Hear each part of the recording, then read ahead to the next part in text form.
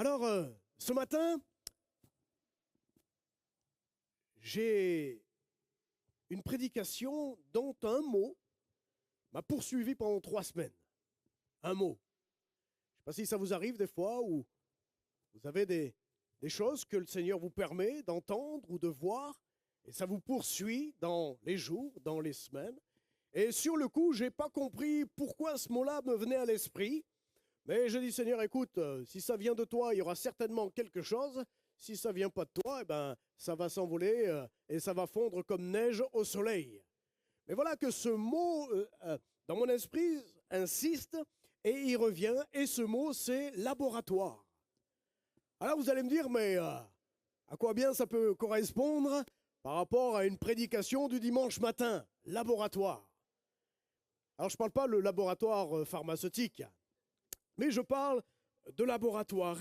Et au fur et à mesure des jours et des semaines, et au fur et à mesure des événements que j'ai pu entendre par-ci et là, dans l'église, et tout cela, et du coup, ça commençait à se connecter, et j'ai commencé à comprendre pourquoi ce mot me poursuit, parce que Dieu, ce matin, me demande de parler de ce laboratoire.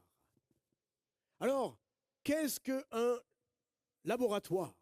Si ce n'est pour créer, développer des choses, mais au-delà de simplement de la création ou du développement, c'est un lieu de test. C'est un lieu où les entreprises travaillent pour développer. Et alors je regardais l'entreprise Michelin. Vous savez que Michelin, c'est une grosse entreprise internationale qui a des usines partout dans le monde et elle a une sacrée réputation et elle a tout à gagner à être toujours dans la perfection pour que eh bien, son image de marque reste en tête par rapport aux pneus Michelin. Et j'ai essayé de comprendre un petit peu ce qui se passait un petit peu dans les laboratoires de Michelin, en dehors du fait simplement de créer des produits. Mais c'est le suivi des produits. Et dans sa définition, je me suis mis centre d'essai et de test. Ce qui est recherché, c'est la fiabilité, la qualité et la sécurité. Observation du comportement du pneu sur piste. Voilà ce que j'ai pu récupérer. En tant qu'objectif, c'est de déceler des anomalies de fabrication pour une garantie absolue du produit qui sera commercialisé par la suite s'il se tient et s'il répond à un cahier des charges. Et en finalité, tout cela, l'idée, c'est d'amener le pneu à la perfection et à l'excellence. Et ceci m'a beaucoup intéressé, le laboratoire de Michelin.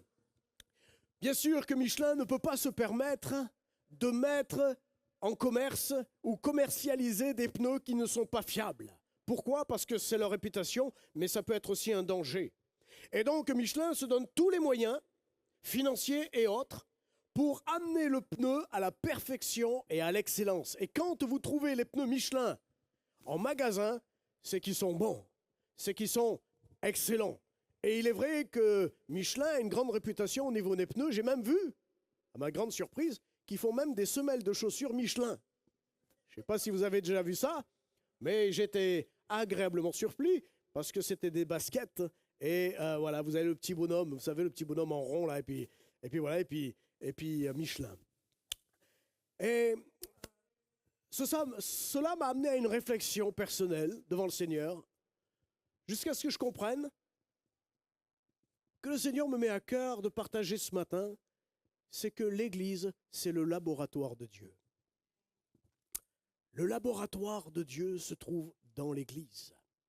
Alors, pas dans le bâtiment des pierres ou de cette infrastructure. Je parle le laboratoire des pierres vivantes, celles qui représentent l'Église de Jésus-Christ, et c'est ce que nous sommes ce matin ensemble. Nous sommes l'édifice du temple du Saint-Esprit, et Dieu travaille avec son Église à la fois pour qu'elle rayonne, elle est le sel et la lumière de la terre, et en même temps, comment à l'extérieur diront-ils, regardez comme il s'aime. Et c'est là que Dieu vient faire un travail dans le cœur de son Église pour l'amener à quoi? À la perfection et à l'excellence. Non que Dieu a besoin de se rassurer de la bonne évolution de l'Église, mais d'amener chacun à réaliser son état.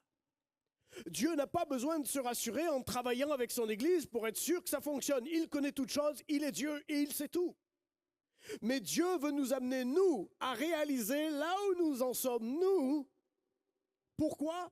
Parce qu'il y a un but dans tout cela pour Dieu, et ça se trouve dans Éphésiens chapitre 4, verset 13. Et il est dit, jusqu'à ce que nous soyons tous parvenus à l'unité de la foi et de la connaissance du Fils de Dieu, et l'état d'homme fait à la mesure de la stature parfaite de Christ. Waouh! Quel programme! À la stature parfaite de Christ. Nous savons que nous sommes en chemin, n'est-ce pas? Nous savons que nous sommes en route. Et Dieu perfectionne son Église. Il nous perfectionne individuellement et collectivement. Il veut qu'il y ait des interactions dans l'Église volontaires. Pourquoi? Pour nous amener à diminuer afin que Christ grandisse en nous. Alors, vous connaissez son nom? C'est le potier. Et ici, dans la région, Pointe-Laval, Dieulefit, je crois, il y a pas mal d'usines, en tout cas de fabricants, de potiers. Et je ne sais pas si vous avez déjà vu un petit peu comment le potier s'y prend avec la terre, avec l'argile. Eh bien, parfois, on pourrait dire, si elle était vivante, on entendrait « caille, caille, caille »,« aïe, aïe, aïe ». Et pourtant, on voit les potiers passionnés, aimant ce qu'ils font, ont du plaisir dans ce qu'ils font. Et qu'est-ce qu'ils font? Ils veulent amener le vase à quoi? À la perfection et à l'excellence. Mais par rapport à ça, il faut passer par une étape qui se trouve entre les mains du potier. Notre potier, c'est Dieu, mes amis. C'est lui qui t'a façonné. C'est lui qui t'a voulu. C'est lui qui t'a choisi. C'est lui qui est venu transformer ta vie. Et il a du plaisir à voir son Église. Il a du plaisir à voir les uns et les autres travailler ensemble. Mais ce n'est pas sans rien, n'est-ce pas? Ça coûte de travailler ensemble. On va prendre Jérémie chapitre 18. De la parole de Dieu, Jérémie chapitre 18, à partir du verset 1er jusqu'au verset 6. Voilà ce que nous dit la parole de Dieu.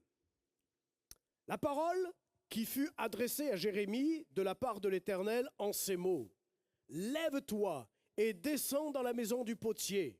Là, je te ferai entendre mes paroles. » Je descendis de la maison du potier, et voici, il travaillait sur un tour. Le vase qu'il faisait ne réussit pas, comme il arrive à l'argile dans la main du potier. Il en fit un autre vase, tel qu'il trouva bon de le faire. Et la parole de l'Éternel me fut adressée en ces mots. « Ne puis-je pas agir envers vous comme ce potier, maison d'Israël ?» dit l'Éternel. Cela nous fait réfléchir, mes amis, ce que c'est être entre les mains du potier. Ce que c'est être entre les mains de notre Dieu qui a un seul but et un seul objectif, c'est de nous amener à la perfection et à l'excellence, c'est-à-dire à la stature parfaite de Christ. Nous sommes en chemin et nous sommes en route, n'est-ce pas? On ne peut pas dire aujourd'hui que ça y est, on y est. Mais on est en marche, on est en progression et on est appelé, eh bien, à être modelé par le potier. Alléluia! Romains 8, verset 29 nous dit « Car ceux qu'il a connus d'avance, il les a aussi prédestinés à être semblables à l'image de son Fils. » Romains 8, 29. Et enfin, dans Galates, chapitre 4, verset 19, « Mes enfants, pour qui je prouve de nouveau les douleurs de l'enfantement. » C'est l'apôtre Paul qui parle à l'église de Galates. « Jusqu'à ce que Christ soit formé en vous. » Il y a une volonté de Dieu que Christ soit formé en nous, que nous puissions être à la ressemblance de Christ.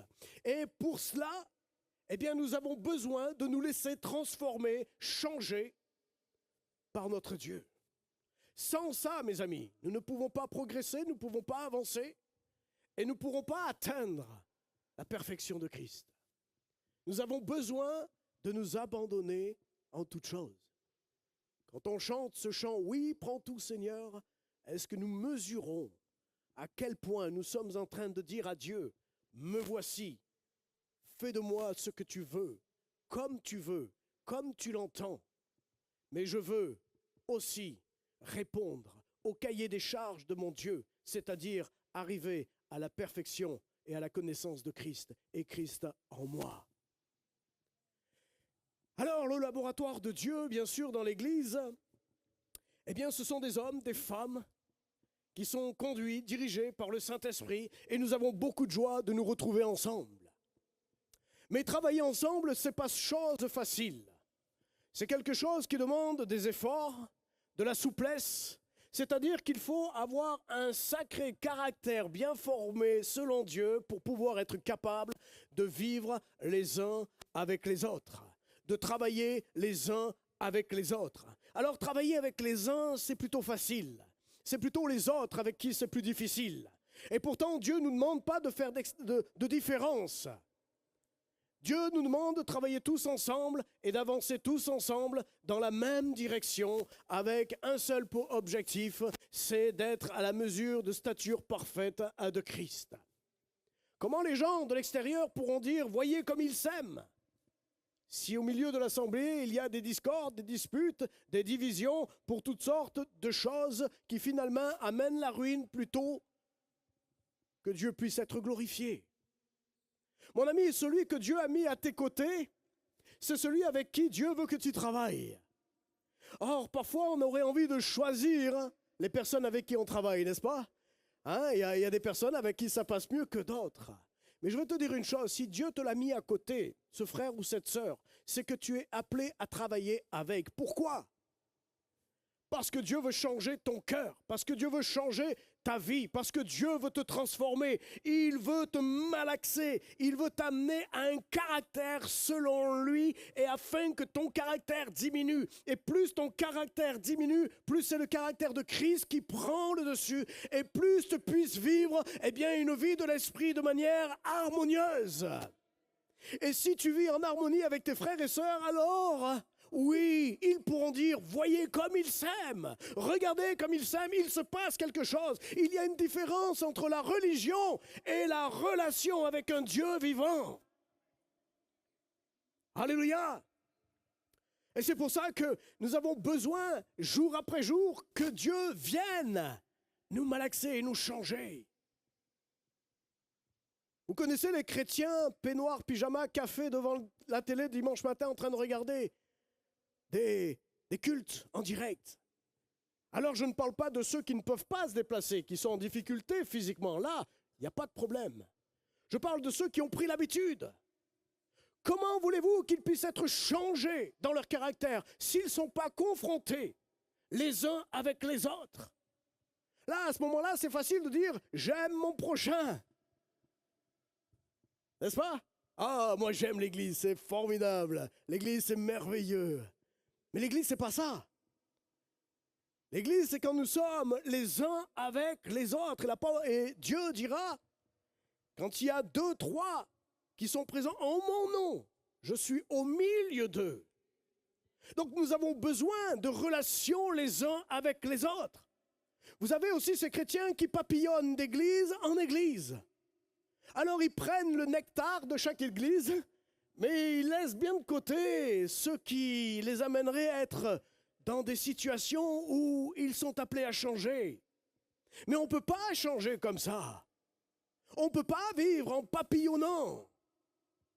Il nous faut nous poser dans une église locale, parce que c'est là que Dieu nous travaille. Et c'est là que Dieu nous amène à la perfection de la stature parfaite de Christ. Alléluia. Donc ne soyons ni des chrétiens qui papillonnent et ni du chrétien peignoir, pyjama et café. Soyons des hommes et des femmes faits, convaincus que Dieu a des choses à faire avec son Église, convaincus que Dieu veut travailler nos cœurs et nos vies. Le frère, la sœur qui est à tes côtés, tu peux lui dire bienvenue. Je suis heureux d'être avec toi. J'ai envie de travailler avec toi. Oh oui, ça va pas être facile. Oh oui, ça va être compliqué. Oh, combien j'en ai entendu. Combien j'ai pu entendre ces dernières semaines où il y a des tensions. Mais il y a plusieurs départements de l'Église qui ont décidé de commencer à prier et à jeûner. Et qu'est-ce que fait le diable? Hey, tant que tu bouges pas, mon ami, le diable, bien, il est bien à sa place là. Mais quand tu commences à te lever, quand tu commences à servir, quand tu commences à être en relation les uns avec les autres, quand tu commences à rentrer dans ce pourquoi Dieu t'appelle dans l'Église ou dans les relations fraternelles les uns avec les autres, l'ennemi n'aime pas. Pourquoi? Parce qu'il sait que si le peuple de Dieu se lève, prie, jeûne, eh bien, c'est du terrain perdu pour lui. Alors s'il peut endormir, s'il peut mettre la discorde, lui c'est vraiment le père du mensonge, le père de la discorde, là où il peut diviser pour mieux régner. Et l'Église doit avoir le discernement, le don du discernement dans l'Église. Quand tu commences à être en conflit avec l'un et l'autre, arrête-toi, commence à te poser les questions. Qu'est-ce qui est en train de se passer derrière le rideau? Avant de commencer à rentrer dans un conflit, moi j'ai raison, toi tu as tort, ah non mais moi je suis, non mais j'ai... Et on commence à devenir de la gaminaillerie, on commence à se retrouver dans une cour d'école. Un homme et une femme faits selon le caractère de Christ, qui est en croissance dans une relation et où Dieu change et nous amène à la perfection, eh bien on grandit, on commence à devenir des hommes et des femmes faits, des hommes et des femmes qui discernent, des hommes et des femmes matures spirituellement et qui arrêtent les conflits. Mes amis, la parole de Dieu nous invite une vingtaine de fois, aime ton prochain, aide ton prochain, porte les fardeaux de ton prochain. Il y a à peu près une vingtaine de versets là-dessus. Ça veut dire que ça a toute son importance d'être ensemble les uns avec les autres. Alléluia. L'Église n'est pas appelée à reprocher à Dieu de ce que Dieu fait dans son Église. Il y a Ésaïe 29, verset 16 qui nous dit « Le potier doit-il être considéré comme de l'argile pour que l'ouvrage dise de l'ouvrier « Il ne m'a point fait » pour que le vase dise du potier « Il n'a point d'intelligence » Une remise en question vis-à-vis du potier. Ésaïe 45, verset 8 à 9 « Moi l'Éternel, je crée ces choses. Malheur à qui conteste avec son Créateur. Vase parmi des vases de terre. L'argile dit-elle à celui qui la façonne, que fais-tu? Et ton œuvre, il n'a point de main. Et Job 33, verset 12, car Dieu est plus grand que l'homme. Veux-tu donc disputer avec lui parce qu'il ne rend aucun compte de ses actes? Qui sommes-nous pour remettre les choses en question de ce qui se passe dans l'Église quand Dieu travaille l'Église et quand Dieu est en train de la façonner et de l'amener dans une direction où parfois ça fait mal? Qui sommes-nous pour reprendre Dieu de ce qu'il fait? Nous avons décidé depuis notre nouvelle naissance d'avoir abandonné notre vie à Christ. Et quand on abandonne sa vie à Christ, ce n'est plus moi qui vis, c'est Christ qui vit en moi. Et mon seul intérêt, c'est celui que Jésus avait dans le jardin de Gethsémane. Non ma volonté, mais ta volonté. Oui Seigneur, je veux être façonné par toi, parce que je sais qu'en me changeant, en me transformant, je vais aller de gloire en gloire, de perfection en perfection. Et je trouverai une harmonie avec les uns et avec les autres. Et c'est un gros travail que Dieu fait avec nous. Amen. Quand je me suis fiancé, eh bien, c'est toujours merveilleux les fiançailles. Quand on s'est marié, c'était la lune de miel. Oh, tout va dans le meilleur des mondes. Le ciel sur la terre et tout va bien. Mais une fois que la lune de miel passe et qu'on remet les deux pieds sur terre, eh bien on commence à découvrir l'autre, n'est-ce pas? On commence à se poser des questions, hein? Seigneur, est-ce que c'est vraiment elle ou est-ce que c'est vraiment lui? Et puis Dieu, eh bien, nous travaille à travers le couple. Mes amis, ce que je suis aujourd'hui, c'est pas ce que j'étais avant, parce que Dieu s'est servi de ma femme pour me façonner, me transformer. Et ça n'a pas toujours été facile. Oh oui, ça n'a pas été facile. Même en tant que pasteur, c'est jamais facile la vie de couple. C'est un travail, c'est des concessions, c'est d'accepter l'autre comme il est et pas essayer de le transformer. Et tout cela, eh bien, on aurait tendance, nous, hommes, les femmes, je ne sais pas, mais nous les hommes, à essayer d'amener notre femme là où on veut aller. Mais ça ne marche pas comme ça. Et je bénis Dieu d'avoir eu ma femme Isaline, à travers laquelle Dieu a transformé ma vie et a changé des choses dans ma vie, dans mon caractère. Ce qui me faisait grincer des dents aujourd'hui m'amène à sourire. Et aujourd'hui, je ne pourrais pas me séparer de ma femme. Ce n'est pas possible. Je lui disais encore la semaine dernière, mais s'il fallait recommencer, je resigne. Mes amis, pourquoi on resigne? Parce que nous avons accepté dans les liens du mariage à ce que Christ soit la troisième brin de la corde et qu'avec lui, tout est possible. Tout est possible de tenir. Tout est possible à ce que rien ne vienne briser mon alliance. Et dans cette union, dans cette alliance, eh bien Dieu nous a travaillé tous les deux. Comme le potier, il nous a fait tourner en rond sur le socle là. Comment ça s'appelle déjà? Le tour, merci. Je suis d'ici sans y être parce que j'ai quitté trop longtemps la Drôme. Mais il nous fait tourner, il nous mouille, il fait monter la terre et puis il la refait descendre. Il la brise, il la reprend. Et ce sont des choses qu'on n'aime pas, n'est-ce pas? On n'aime pas être bousculé. Et pourtant, le but, c'est de nous amener à la perfection et à l'excellence. Amen. Alors, j'ai entendu les amen, ça veut dire que dès demain, l'Église, elle repart comme en 40. Alléluia. Mes amis, nous avons besoin des uns et des autres. Nous ne pouvons pas nous passer de l'Église. Nous ne pouvons pas être hors de l'Église. L'Église est nécessaire pour notre croissance, pour l'amélioration de notre existence personnelle. Mais aussi, je suis un moyen par lequel Dieu se sert pour changer les cœurs aussi des uns et des autres. Et ensemble, on s'unit. Ensemble, on travaille. Ensemble, on se frotte. Mais oui, ensemble, on a le même objectif, c'est de suivre, c'est de servir l'Éternel, notre Dieu, dans le cadre que l'Église, Dieu l'a voulu. Alléluia. On devrait bondir.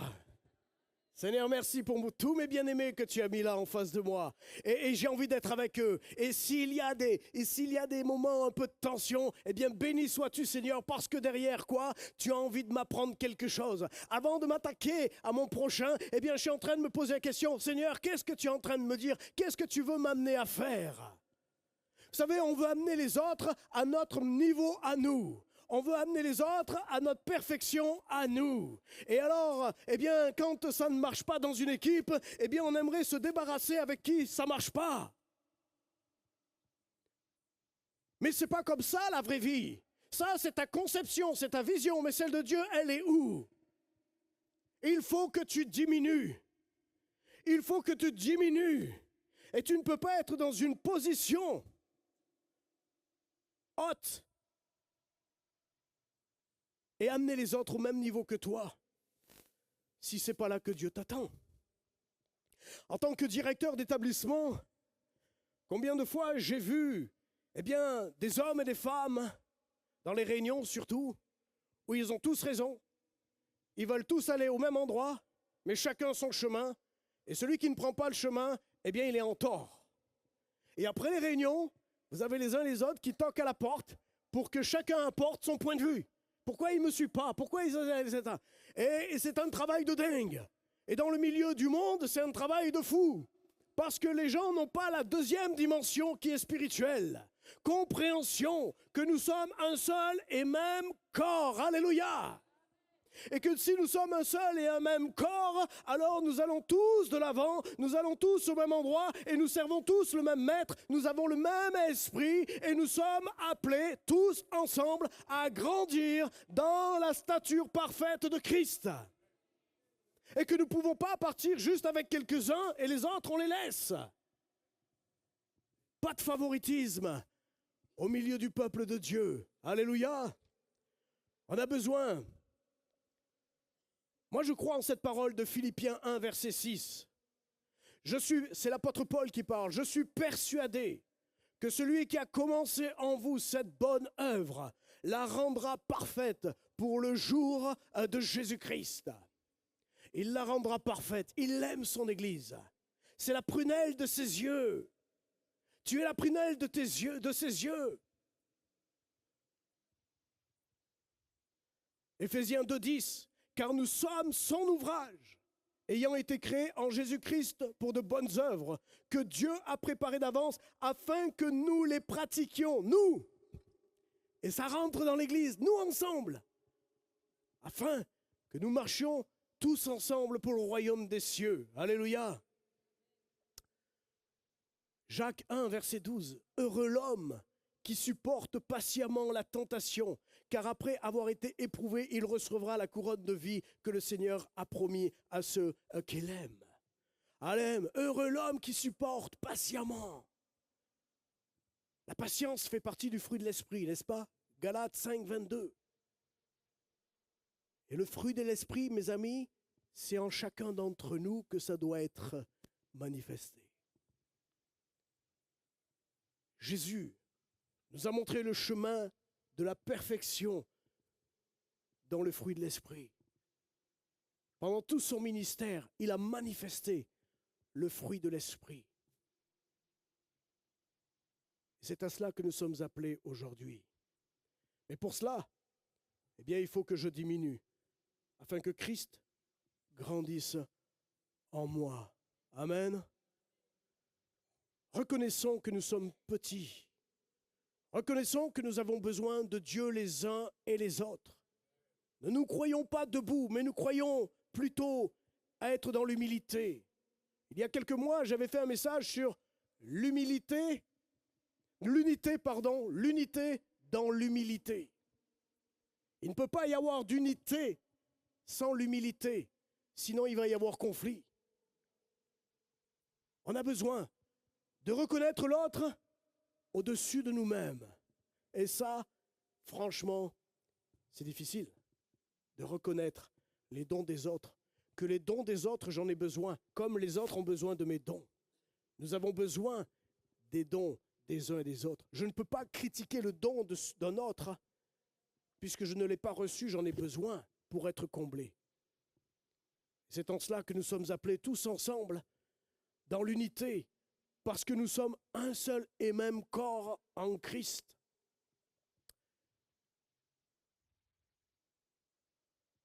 Alors je disais, regardons notre petitesse. Dans le psaume 103, verset 14, nous dit, « Se souvient que nous sommes poussière. » Rappelez-vous que nous ne sommes pas grand-chose. Ésaïe 64, verset 8, « Or maintenant, l'Éternel, tu es notre Père. Nous sommes l'argile. Tu es celui qui nous a formés et nous sommes ton ouvrage de tes mains. » Romains 9, verset 20. La chose formée dira-t-elle à celui qui l'a formée, pourquoi m'as-tu fait ainsi?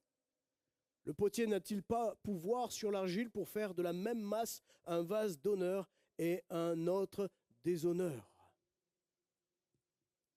Mes amis, rappelons-nous ce que nous sommes aujourd'hui en Jésus-Christ. Nous sommes le temple du Saint-Esprit. Et chaque pierre a sa place. Chaque pierre a sa place. La Bible dit que quand l'un souffre, eh bien, quand un membre souffre, c'est tout le corps qui souffre. Prendre conscience que l'autre n'est pas juste une personne, c'est un frère, c'est une sœur, c'est un homme et une femme de Dieu, c'est un frère et une sœur en Christ. Et que si je néglige mon frère et ma sœur, eh bien, je néglige, eh bien, le temple de Dieu. Que nous puissions être conscients que si Dieu nous unit ensemble, c'est qu'il veut travailler avec nous. Il veut nous amener plus loin. Vous savez, il y en a qui se contentent d'être des coqs avec des plumes jolies. Et même quand ils sont dans la boue, ils continuent à faire cocorico. Mais mes amis, quand on se laisse toucher par Christ, on se laisse dépouiller de nos belles plumes, de ce qui me paraît, moi, à mes yeux, quelque chose de bon, et de laisser le Seigneur me dépouiller de cela, afin de me changer d'un coq à un aigle, avec des plumes royales, avec une capacité de monter dans les cieux et de pouvoir discerner, voir et connaître les choses que Dieu veut me révéler. Ne nous contentons pas d'être juste là pour dire « Oh, moi je suis, j'ai fait ceci, j'ai fait cela, j'ai fait des études, j'ai ceci, et j'ai tout à apprendre, j'ai tout à faire apprendre aux autres. » Non. Tout don gratuit, tout don excellent vient d'en haut. Laissons-nous nous dépouiller de nous-mêmes et laissons-nous nous revêtir de ce que Dieu a prévu pour nous et chacun d'entre nous. Est-ce que tu veux être revêtu chaque jour? Est-ce que tu veux être travaillé? Est-ce que tu dis oui, Seigneur, je veux, je désire. Seigneur, je veux changer, je veux travailler avec mes bien-aimés, je veux avancer avec mes bien-aimés. Aide-moi à poser mon regard sur chacun comme toi tu les vois, non pas comme moi je les vois, mais Seigneur, comme toi tu vois. Et si j'ai la vision de Dieu, alors je vais aimer mon frère, je vais pouvoir travailler avec mon frère. Et même s'il y a des choses dans lesquelles on n'est pas d'accord, ça ne va pas nous empêcher d'avancer ensemble. On va être capable de mettre de côté ce qui amène la discorde et la dispute, ce que le diable veut manifester. Mais ce que nous allons faire ensemble, c'est que nous allons prier ensemble. C'est pour ça que j'ai dit à tous les départements, il vous faut vous retrouver ensemble pour prier. Vous ne devez pas être seulement pour servir et faire votre tâche. Il vous faut être un, il vous faut être unis, parce que le diable est comme un lion rugissant, cherchant qui dévorer. Mais si tu te tiens dans la prière avec ton frère, si tu te tiens avec ton groupe, si vous priez les uns pour les autres, alors votre vision va changer sur l'autre. Alors vous allez commencer à aimer, vous allez commencer à prendre votre temps, vous allez commencer à vous dire, eh bien j'arrête dans ma marche et j'attends l'autre, je le pousse, je l'accompagne, mais c'est ensemble que nous avançons, parce que celui qui nous unit, c'est Christ. Alléluia! Je vais prendre un long texte qui se trouve dans 1 Corinthiens 12, verset 14, qui nous parle du corps. Voilà ce que nous dit la parole de Dieu, à partir du verset 14. Ainsi, le corps n'est pas un seul membre. Et là, tout le monde dit Amen. On n'est pas tout seul. Mais il est formé de plusieurs membres. Si le pied disait, parce que je ne suis pas une main, je ne suis pas du corps, ne serait-il pas du corps pour cela? Si l'oreille disait, parce que je ne suis pas un œil, alors je ne suis pas du corps, ne serait-elle pas du corps pour cela? Si tout le corps était œil, où serait l'ouïe? S'il était tous l'ouïe, où serait l'odorat? Maintenant, Dieu a placé, écoutez bien, c'est la parole de Dieu, hein? On rigole pas, c'est la parole de Dieu. Maintenant, Dieu a placé chacun des membres dans le corps comme il l'a voulu. Quand ça ne marche pas avec ton frère, et qui te dit, eh bien, c'est pas là que tu devrais être, ou alors tu devrais peut-être changer de département. Non, c'est là que Dieu t'a mis, afin que ton frère qui pointe du doigt, eh bien, les trois autres le pointent aussi. Si tu étais seul membre, où serait le corps? Maintenant donc, il y a plusieurs membres et un seul corps. L'œil ne peut pas dire à la main, je n'ai pas besoin de toi, ni la tête dire aux pieds, je n'ai pas besoin de vous. Mais bien plutôt, Les membres du corps qui paraissent être les plus faibles sont nécessaires et ceux qui nous estimons être les moins honorables du corps, nous les entourons d'un plus grand honneur. C'est ça l'Église. Ainsi, ainsi nos membres les moins honnêtes reçoivent le plus d'honneur, tandis que ceux qui sont honnêtes n'en ont pas besoin. Dieu a disposé le corps de manière à donner plus d'honneur à ceux qui en manquaient, afin qu'il n'y ait pas de division dans le corps, mais que les membres aient également soin les uns et les autres. Si un membre souffre, tous les membres souffrent avec lui. Si un membre est honoré, alors tous les membres se réjouissent avec lui. Vous êtes le corps de Christ et vous êtes ses membres, chacun pour sa part. La parole de Dieu n'est pas plus claire.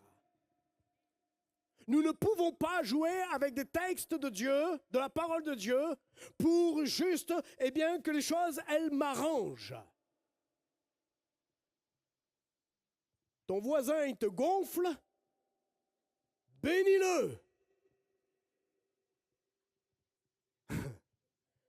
Eh oui, ça vous est jamais arrivé dans l'église où, franchement, c'est difficile avec certains. Mais pose-toi la question, pourquoi ça t'agresse? Pourquoi ça te met dans tel état? Et franchement, si spirituellement tu es suffisamment mûr à écouter la parole de Dieu et être sensible à ce que l'Esprit est en train de te dire, il est en train de te dire, parce que je suis en train de te former, je suis en train de te changer. Je suis en train de t'amener là où j'ai décidé. C'est pour ça que je te l'ai mis là et bien là à côté. Hein? Alors il y a ceux qui veulent rien entendre et toute leur vie sont avec un boulet comme ça. Il tire le frère avec lui. Non. Le Seigneur nous dit, vous êtes un seul corps en étant plusieurs membres. Romains 12, versets 3 à 21. Et je vois que le temps court plus vite que moi. Alors mais on n'a pas changé l'heure encore. Non mais là-haut. Si, ça a été changé. Allez, ils m'ont fait une... ok. Romains 12, versets 3 à 21. Écoutez bien, c'est la parole de Dieu. Par la grâce qui m'a été donnée, je dis à chacun de vous de n'avoir pas de lui-même une trop haute opinion, mais de revêtir des sentiments modestes selon la mesure de foi que Dieu a départie à chacun. Car comme nous avons plusieurs membres dans un corps, et que tous les membres n'ont pas les mêmes fonctions, ainsi, nous qui sommes plusieurs, nous formons un seul corps en Christ, et nous sommes tous membres les uns des autres. Puisque nous avons des dons différents, selon la grâce qui nous a été accordée, que celui qui a le don de prophétie l'exerce, selon l'analogie de la foi. Que celui qui est appelé au ministère, s'attache à son ministère. Que celui qui enseigne s'attache à son enseignement et que celui qui exhorte à l'exhortation. Que celui qui donne le fasse avec libéralité. Que celui qui préside le fasse avec zèle. Que celui qui pratique la miséricorde le fasse avec joie. Que la charité soit sans hypocrisie. Ayez le mal en horreur. Attachez-vous fortement au bien. Par amour, fraternel. Soyez pleins d'affection les uns envers les autres, par des honneurs, usez de prévenance réciproquement. Ayez du zèle et non de la paresse. Soyez fervents d'esprit, servez le Seigneur et réjouissez-vous en espérance. Soyez patients dans les afflictions, persévérez dans la prière, pourvoyez aux besoins des saints, exercez l'hospitalité. Bénissez ceux qui vous persécutent. Bénissez, ne maudissez pas. Réjouissez-vous avec ceux qui se réjouissent. Pleurez avec ceux qui pleurent. Ayez les mêmes sentiments les uns envers les autres. N'aspirez pas à ce qui est élevé, mais laissez-vous attirer par ce qui est humble. Ne soyez point sages à vos propres yeux. Ne rendez point le mal pour le mal. Cherchez ce qui est bien devant tous les hommes. S'il est possible, autant que cela dépende de vous. Soyez en paix avec tous les hommes, avec l'Église. Ne vous vengez point, vous-même, bien-aimés, mais laissez agir la colère, car il est écrit « À moi la vengeance, à moi la rétribution, dit le Seigneur. Mais si ton ennemi a faim, donne-lui à manger. S'il a soif, donne-lui à boire. Car en agissant ainsi, ce sont des chardons ardents que tu amasses sur sa tête. Ne te laisse pas vaincre par le mal, mais surmonte le mal par le bien. Mes amis, là-dedans, tu peux mettre l'Église. Tu peux intégrer l'Église dans ce texte-là. Et c'est là que tu te dis, il va falloir remonter les manches.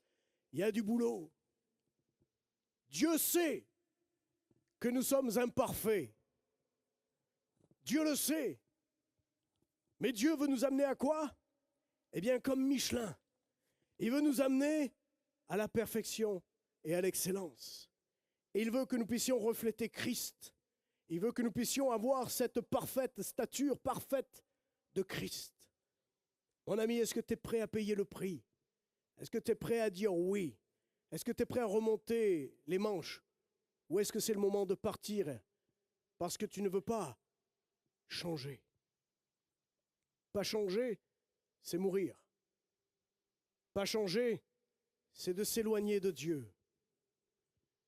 Mais accepter que le potier te façonne comme lui il l'entend, qu'il y mette à la fin la couleur comme lui il l'entend, et que tu ne remets rien en question parce que tu sais que c'est là que Dieu t'appelle. Mon frère, ma sœur, peut-être ce matin, tu peux te tourner vers quelqu'un avec qui tu sens qu'il y a de la tension. Parce qu'il ne faut pas se leurrer, ça existe dans l'Église. Il ne faut pas se mentir que c'est le pays des bisounours. L'Église, c'est peut-être le lieu le plus difficile en termes de relations humaines. Dans le monde, on comprend, c'est le monde. Et quand on est attaqué, on a vite ce réflexe en disant, de toute façon, ils sont du monde. Et on se protège comme ça. Mais dans l'Église, il n'y a pas d'hypocrisie. Il n'y a pas de faux semblants. C'est des vraies relations humaines où nous nous entrechoquons les uns avec les autres. Mais est-ce que nous sommes prêts à dire, oui, Seigneur, je ne me laisserai pas. Je ne me laisserai pas avoir par des plans du diable pour amener la discorde dans l'Église. Donne-moi la maturité, donne-moi le discernement afin de marcher selon ton cœur et selon ta parole. Est-ce que mon frère, il est là pour accompagner un dernier chant?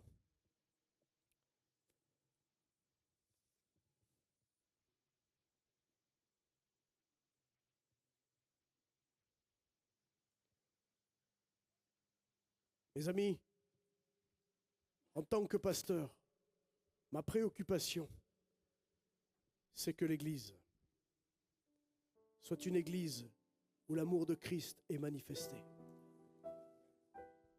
Ma seule préoccupation, et je disais encore ce matin, Seigneur, moi-même, viens encore changer ce qui doit être changé.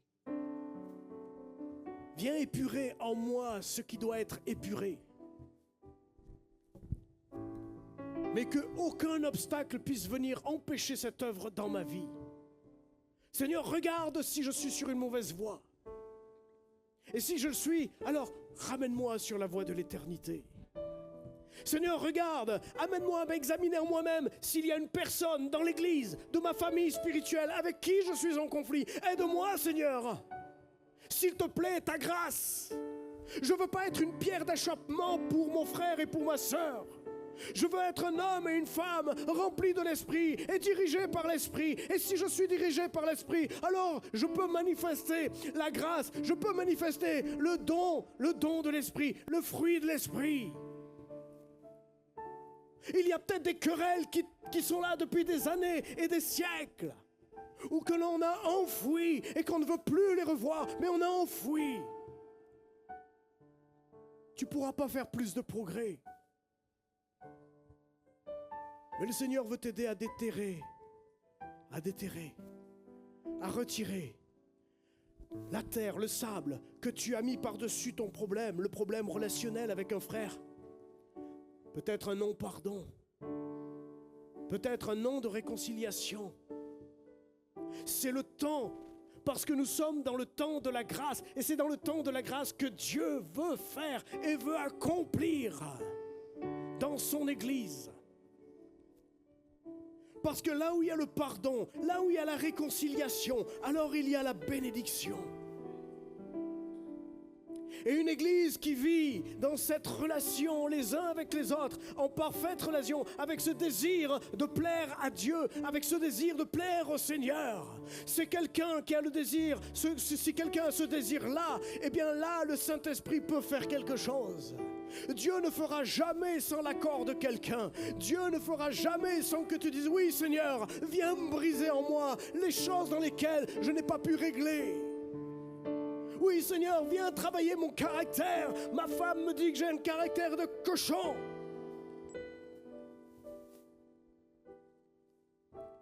Viens Seigneur faire ton œuvre en moi. Transforme-moi.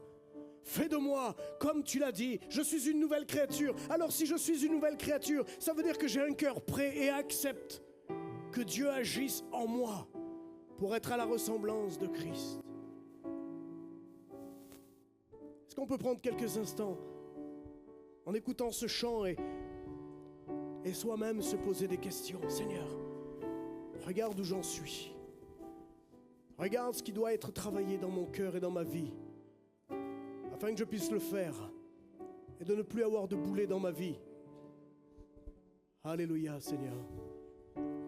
Change mon cœur, Seigneur, et purifie-moi. Oui, Seigneur Jésus. Change mon cœur, Seigneur, que je sois comme toi. Change mon cœur, change mon cœur, Seigneur, et purifie-moi.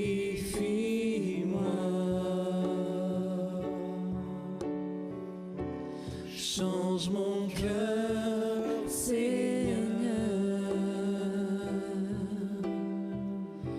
que je sois comme toi.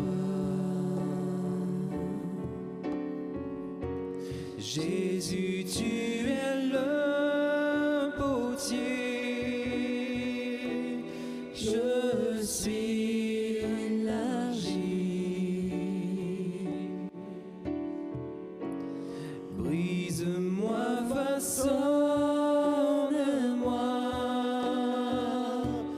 oui c'est mon désir. Est-ce qu'on peut se lever ensemble pour chanter encore une fois ce chant? Change mon cœur, Seigneur. Change mon cœur, Change mon cœur, Seigneur. Nous en avons besoin. Alléluia, Jésus, merci. Et purifie-moi.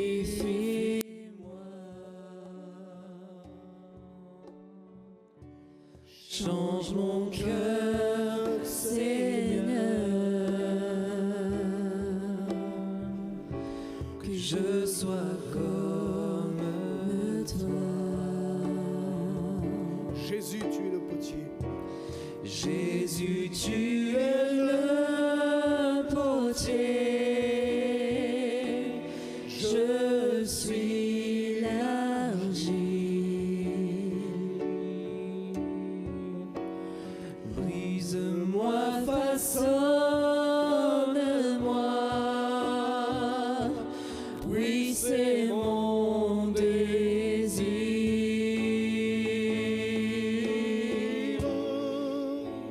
Change mon cœur, Seigneur, et purifie-moi.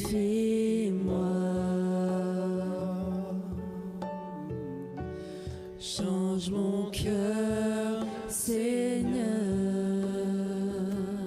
Oh, que je sois comme toi, Seigneur. que je sois comme toi. Amen. Seigneur, nous te bénissons encore parce que c'est le désir de notre cœur d'être de progrès en progrès. Et Seigneur, merci parce que tu nous connais mieux que nous-mêmes Et tu sais ce qui se passe dans nos cœurs. Mais ta parole nous rappelle que tu es ce potier qui prend plaisir à travailler en nous. Et Seigneur, merci parce que c'est une grâce. C'est une grâce de pouvoir être épuré, d'être dépouillé des choses sur lesquelles j'ai mis toute mon importance, mais qui ne sont pas en accord avec toi. Alors Seigneur, je veux te dire merci pour tous mes bien-aimés, les uns et les autres. Aide-moi et aide-nous à nous aimer comme toi tu nous as aimés. Et nous ne voulons pas oublier que c'est nous qui avons été appelés pour te servir et faire ta volonté. Alors Seigneur, bénis chacun, visite chacun, visite les couples, viens consolider les couples. Seigneur, amène aux couples de comprendre que dans les temps de crise, ce sont des temps où il y a des remises en question, où l'unité doit être en Christ. Aide à chacun de poser des regards l'un sur l'autre, comme tu poses tes regards sur chacun. Garde les familles unies, Seigneur. Garde les familles, les parents, les enfants. Donne aux parents le discernement de pouvoir accompagner les enfants dans les choses qui te concernent. Seigneur, unis ta famille spirituelle, cette famille dans laquelle nous sommes, et que nous puissions voir ta gloire, et que le monde puisse voir et entendre combien l'amour est manifesté au milieu de ceux qui ont mis leur confiance en l'Éternel. Que ton nom soit béni encore, dans le beau nom de Jésus-Christ. Amen.